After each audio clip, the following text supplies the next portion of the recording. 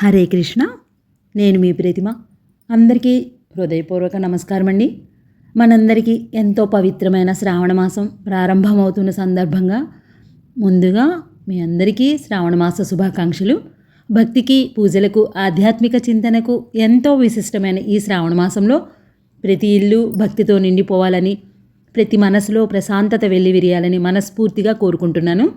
ముఖ్యంగా శ్రావణ శుక్రవారం అంటే అమ్మవారి అనుగ్రహాన్ని కోరుకునే ఎంతో పవిత్రమైన రోజు. ఈ శుభ సందర్భంగా అమ్మవారి కృపా కటాక్షాలు మనందరిపై ఎల్లప్పుడూ ఉండాలని ప్రార్థిస్తూ ఈ శ్రావణ మాసంలో మనం ఆధ్యాత్మికంగా మరింత దగ్గరవుతూ భక్తితో కొన్ని మంచి విషయాల్ని మీతో పంచుకుందాం అనుకుంటున్నాను. మరి టాపిక్లోకి వెళ్ళిపోదామా? శ్రావణ మాసం వచ్చిందంటే చాలు ప్రతి ఇంట్లో పూజా మందిరం కొత్త వెలుగులతో మెరిసిపోతుంది. మల్లెపూల పరిమళం, పసుపు కుంకుమల సౌరభం, వెండి దీపాల కాంతి, అమ్మవారి నామస్మరణ ఇవన్నీ చూస్తుంటే ఒక చిన్న లక్ష్మీ నిలయం అనిపిస్తుంది ఆ ఇల్లు. కానీ ఒక చిన్న విషయం మీకు తెలుసా?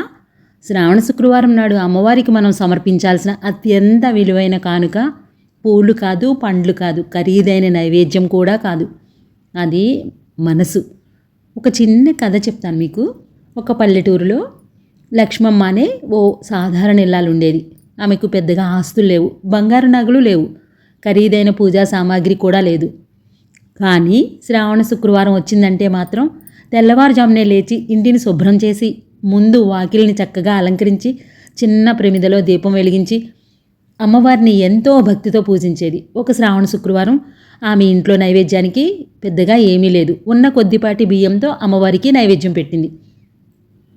చివరిగా అమ్మవారిని చూస్తూ ఇలా అంది, అమ్మా, నీకు ఇవ్వటానికి నా దగ్గర ఎక్కువేమీ లేదు, కానీ నా దగ్గర ఉన్న ఈ చిన్న మనసును మాత్రం నీ పాదాల దగ్గర పెడుతున్నానని కళ్ళు మూసుకుని ప్రార్థించింది. అదే సమయంలో ఆమె ఇంటి గుమ్మం దగ్గరకు ఒక వృద్ధురాలు వచ్చింది. అమ్మా, ఆకలిగా ఉంది, ఏమైనా తినడానికి ఇస్తావా అని అడిగింది. లక్ష్మమ్మ ఒక్క క్షణం కూడా ఆలోచించలేదు. అమ్మవారికి పెట్టిన నైవేద్యంలో కొంత తీసి ఆ వృద్ధురాలికి ప్రేమగా వడ్డించింది. వృద్ధురాలు తృప్తిగా తిని ఆమెను ఆశీర్వదించి వెళ్ళిపోయింది. ఆ రాత్రి లక్ష్మమ్మ పూజామందిరం ముందు కూర్చుని అమ్మవారిని చూస్తూ ఒకటే అనుకుంది, అమ్మా, ఈరోజు నీకు నైవేద్యం పెట్టానో లేదో నాకు తెలియదు, కానీ ఒక ఆకలితో ఉన్న మనిషికి అన్నం పెట్టాను, అది నీకు చేరిందని నమ్ముతున్నాను అని చెప్పి మనస్ఫూర్తిగా నమస్కారం చేసుకుంది. ఈ కథలోని అసలు భావం అయితే ఇదే.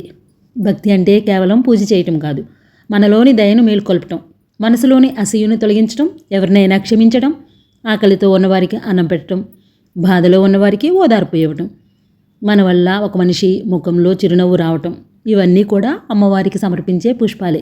అందుకే ఈ శ్రావణ శుక్రవారం అమ్మవారి ముందు ఒక పువ్వు పెట్టే ముందు మీ మనసులో ఉన్న ఒక కోపాన్ని వదిలేయండి, ఒకరిని మనస్ఫూర్తిగా క్షమించండి. మన మంచితనం ఉన్న చోటే అమ్మవారి అనుగ్రహం ఉంటుందని మనసు అనుభూతి చెందుతుంది. అప్పుడే శ్రీ మహాలక్ష్మీదేవ్యై నమః. ఈ శ్రావణ శుక్రవారం అమ్మవారి కృప మీ ఇంటిపై, మీ కుటుంబంపై, మీ మనసుపై ఎల్లప్పుడూ ఉండాలని కోరుకుంటూ హరే కృష్ణ. సర్వే జనా సుఖినో భవంతు. సర్వం శ్రీకృష్ణార్పణమస్తు. మీ ప్రతిమ.